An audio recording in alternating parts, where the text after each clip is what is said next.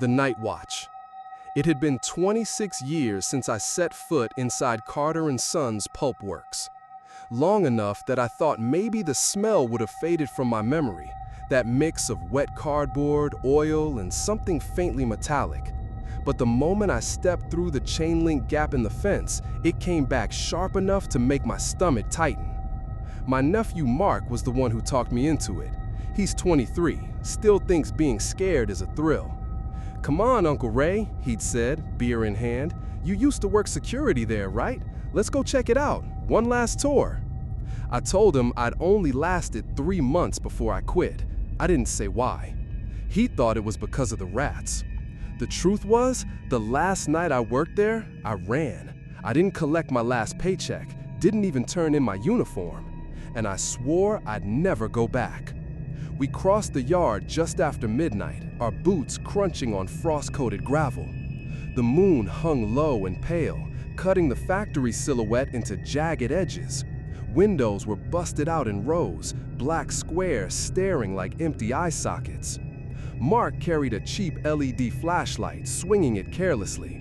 I had my old mag light, the same one I'd used back then. Its weight in my hand was both comforting and unnerving.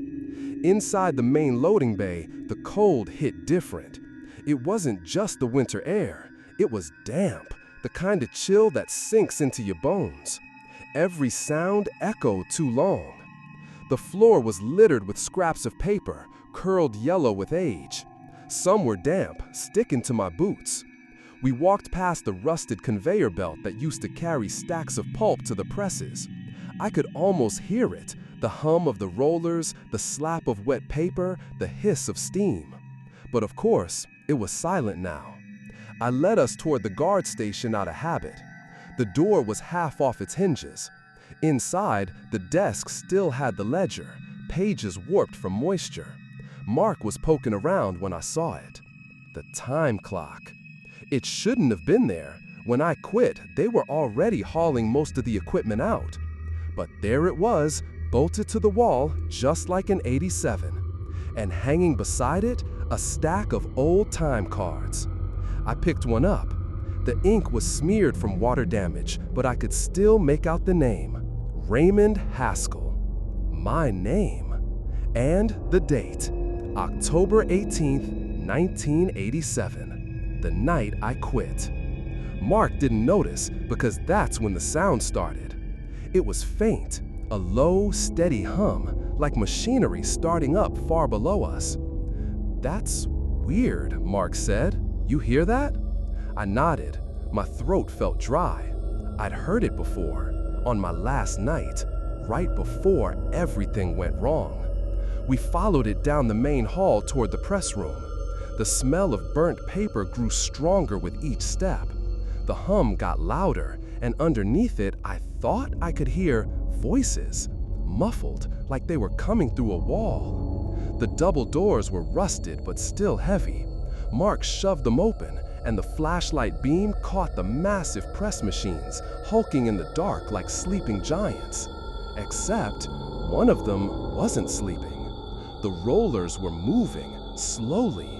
No power in the building, but the rollers turned, slick with something dark. It wasn't paper. And standing beside the machine, for a split second, I saw a man in a faded Carter Sons uniform, back to us, hands on the controls. The flashlight flickered. When it came back steady, he was gone. "Ray," Mark's voice cut off. He was looking at the floor. There, at my feet, was another time card, just like the one I'd found earlier. Same name, same date, but the punch-out time was moving. Little black numbers clicking forward. I dropped it and backed up. My maglite beam swept over the wall, and that's when I saw the clock on the wall wasn't frozen like the rest. It was ticking, and the second hand was moving backward. From somewhere deep in the building, an old PA crackled. The sound was distorted, but the words were clear enough. "Shift change, all employees report to your stations." The hum roared into life. The machines began to clatter. The smell of smoke filled the air. And in the flicker of Mark's flashlight, I saw shadows, dozens of them, moving between the machines. Too many to be rats, too tall to be men. "Go," I told Mark. My voice was barely mine. We ran through the dark, the sound of footsteps following us. Too many, too close. Something heavy slammed the press room doors behind us. The air in the hallway grew hot, like the whole place was burning. When we burst out into the yard, the night was silent again. No hum, no smoke, just the frost on the gravel and our ragged breathing. Mark won't talk about what he saw, says it was just shadows and tricks of light. But last week, he left a package on my porch. Inside was a Carter Sons time card. My name, October 18th, 1987. The punch-out time had changed again. It's still moving. The drone footage. The first time I saw Carter Sons Pulpworks, it looked like the perfect drone project. I'm not an urban explorer, not really. I just film abandoned places for my YouTube channel. No trespassing, no climbing inside. I stick to the aerial shots, upload the footage, and let the comments fill with conspiracy theories. But the factory, the way it loomed over Hollow Creek skyline, half collapsed but still somehow standing, it had a presence. Even from the highway, you could see the rusted water tower with the faded CNS logo. It felt like it was watching the town. It was late November, the sky the color of wet concrete. I parked on the service road, shouldered my drone bag, and hiked to the fence. The gap in the chain link was big enough to slip through, but I didn't. I stayed outside the perimeter, unfolded the drone, and sent it up. The first pass was standard. Wide shots of the main yard, the loading bays, the collapsed roof over the warehouse. The second pass, I flew lower, threading the drone through broken windows. The interior was just as creepy as I'd imagined. Conveyor belts frozen mid-cycle, stacks of warped paper, lockers standing open like they'd been raided in a hurry. And then I saw it. On the feed, just for a second, something moved in the press room. Not dust, not a bird, a person. Tall, wearing something dark. They crossed between the machines and disappeared into shadow. I pulled the drone higher, thinking maybe it was a squatter, but the press room was empty again. Or at least it looked empty. That's when I heard the sound, faint through the drone's mic. A low hum, almost like machinery running. I assumed it was interference, but when I pulled the drone outside, the sound stopped. Back home, I dumped the footage into Premiere to start editing. I slowed the press room clip to 25% speed. The figure wasn't walking, it was jerking forward in sharp, uneven movements, like the frames were missing. Worse, as it passed, the overhead lights in the room flickered on, even though the place has had no power for decades. I scrubbed back and forth, trying to catch more detail. That's when I saw the other thing. On the floor, near one of the machines, something small and metallic glinted in the light. I told myself I was just curious, that I'd go during the day, find a way into the press room, and see what the shiny thing was. But really, I wanted proof that I'd seen something. The front gate was chained, so I went through the gap in the fence this time. The air inside the yard was colder than outside. My breath hung in front of me like fog. The press room doors were stiff, but I got them open. The light from my headlamp hit the machines. Massive, rusted, still smelling faintly of burnt paper. I found the spot from the footage, crouched, and picked it up. It was an old brass badge. Carter Sons Security.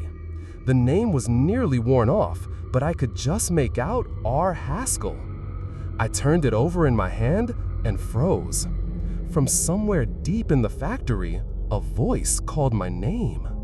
Not hey or who's there, it said my name. I spun around, headlamp beams slicing through the dark. The press room was empty. My drone, sitting in my bag by the door, was off. The voice came again, closer this time. Evan. It wasn't loud, but it was right behind me. The speakers on the far wall crackled to life. Static at first, then a distorted announcement. Shift change. All employees report to your stations. The hum started, low, steady, vibrating in my bones. Somewhere above me, lights flickered. The machines creaked like they were waking up. Shadows moved between them. Not one, not two, dozens. All of them stopping to turn toward me. I didn't think. I ran. My headlamp swung wildly, catching glimpses of pale faces, hollow eyes. One of them stepped into the hall ahead of me. I cut right, past the locker room, and nearly tripped over something on the floor. A stack of time cards. The one on top was stamped October 18th, 1987. I didn't stop. Out the bay doors, across the yard, through the fence. My hands were shaking so bad I could barely get my car key in the ignition. That night, I checked the drone again. There was new footage. Not from when I'd been flying earlier. This was from inside the press room, at ground level, looking up. I was in frame, crouched over the badge.